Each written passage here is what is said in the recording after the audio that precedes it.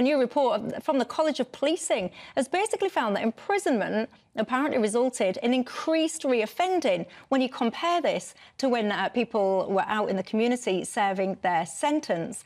I find this quite interesting because some people, Daniel, are saying it's basically evidence of the fact that prison doesn't really work. Do you think that's the case? No, it doesn't work, does it? By what measure does it actually work? There's a small number of people who are violent and dangerous who may need to be locked up for the whole of their life. And we have whole life sentences for people like that, or very, very long sentences to keep them locked up while they're still dangerous.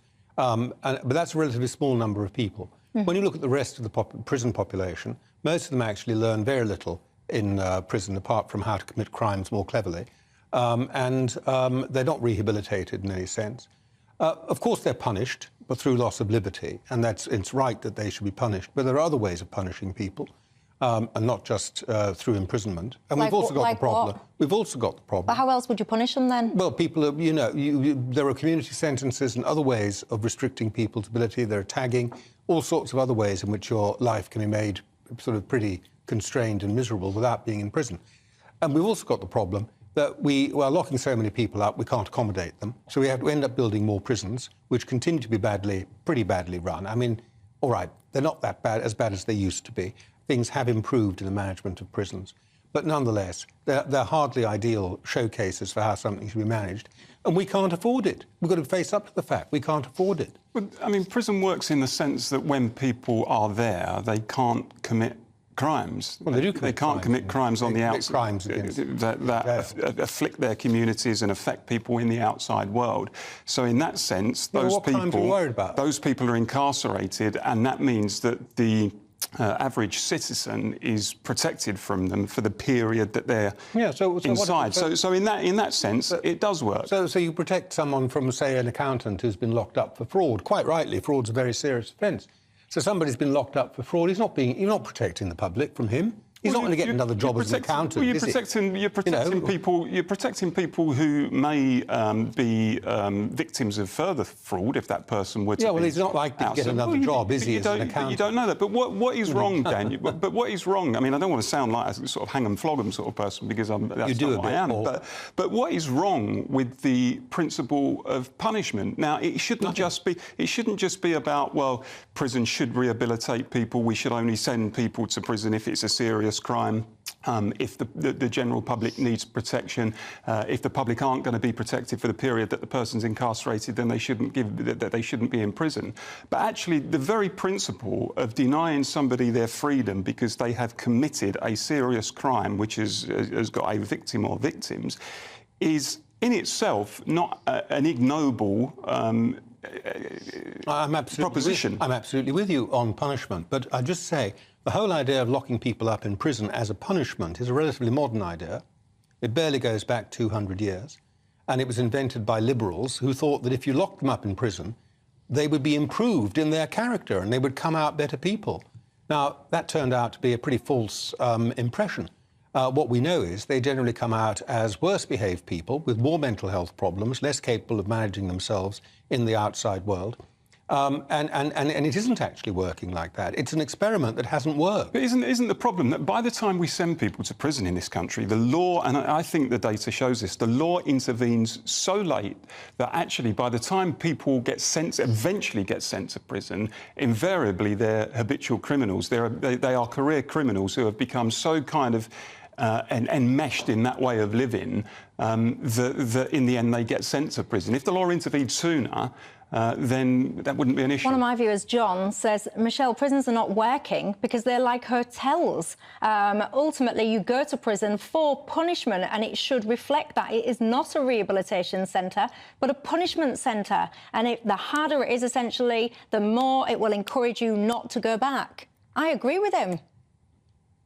Yeah, well, we used to have, up until the 1950s, we used to have prisons that ran as punishment centres. So you'd be put on a treadmill, or you'd be set to doing debilitating work like, what was it? What do they have to do? What was the name of it? Sewing mailbags. Yeah, mailbags. Sewing mailbags, or threading cord with their fingernails till the fingernails were gone, and things like that. And we used to do that quite deliberately. That's why the middle classes If the middle classes were sent to prison, it was virtually a death sentence practically in the 19th century, because it's very hard for them to survive it.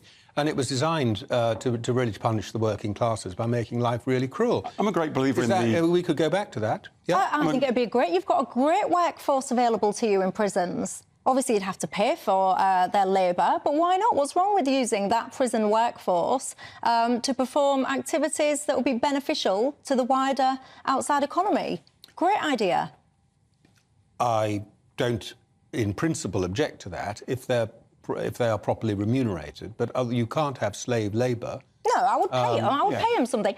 Pay them something. I wouldn't pay them the market rate. No, I wouldn't pay them the market rate because they're getting their board and lodgings and all the rest of it paid for by the state. Yeah, so it's important that business isn't able to exploit cheap labour inside prisons. No, businesses would pay the going rate to the prisons, then the prisons would make a deduction for the living costs and all the rest of it, and then pay the rest to the worker. Great idea. I'm not opposed to that at all. If we could get people working productively in a way that helps them, integrate back into society, may give them better job prospects when they come out into the big wide world again.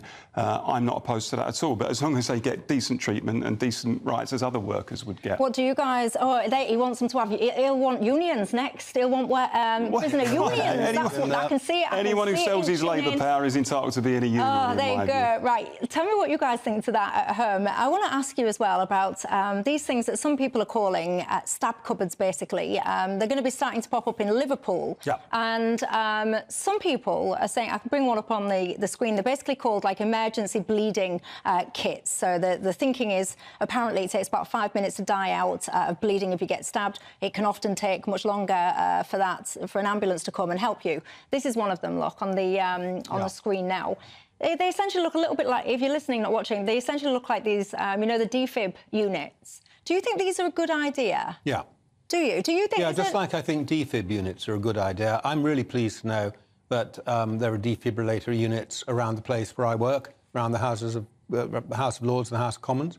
I'd like to know if I had a heart attack, somebody who was with minimal training could actually help me survive that. I think that's good. And same if I was stabbed. I don't expect to be stabbed. I'm probably more likely to have a heart attack, especially with Paul going on. I hope you've got one here. That's why I'm cranking it up the whole time. I've got them all, yes. I'm probably more likely to have a heart attack than be stabbed in the House of Lords, I have to admit. But nonetheless, I think, and it might not always be stabbing, it could be some other genuine accident that leads So in principle, it's a good thing. But the question you're asking is slightly different, which is, I think you're asking is, are we too accepting of stabbing as part of a way of life? And I think we are probably too accepting of it, and we ought to be better at stamping out knife crime. I've got two concerns. I mean, so in principle, of course, I agree. Anything that helps save anybody's life, of course, I salute and I support.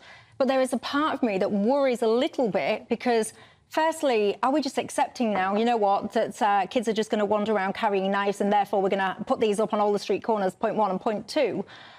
Are we almost letting the emergency services off the hook? Because you have category 1 response times that you're supposed to be hitting, but don't worry about it. Someone's been stabbed over there, but hey, they've got that kit on the street corner, so we can just chill out and go to a different call. Are we going to get that kind of slippage in response times? Potentially, and that's a danger. And I think we are becoming inured to it, actually. The fact that it's become a feature now of our lives, of our communities, that these stabbings are taking place, that we don't really bat an eyelid when we hear that the next youngster, 13 years of age, 14 years of age, has been stabbed in London. We kind of wake up and hear it on the news and think, well, there's another one kind of thing. And 20 or 30 years ago, I think there would have been very serious public and political debates whenever, because it was so rare or rarer, if a young kid was stabbed in any city, we would hear about it. I remember the terrible murder of Damilola Taylor, young 9-year-old boy, on the stairwell, the son of African immigrants, I believe, in Peckham in South London, 9 years of age, stabbed on a stairwell.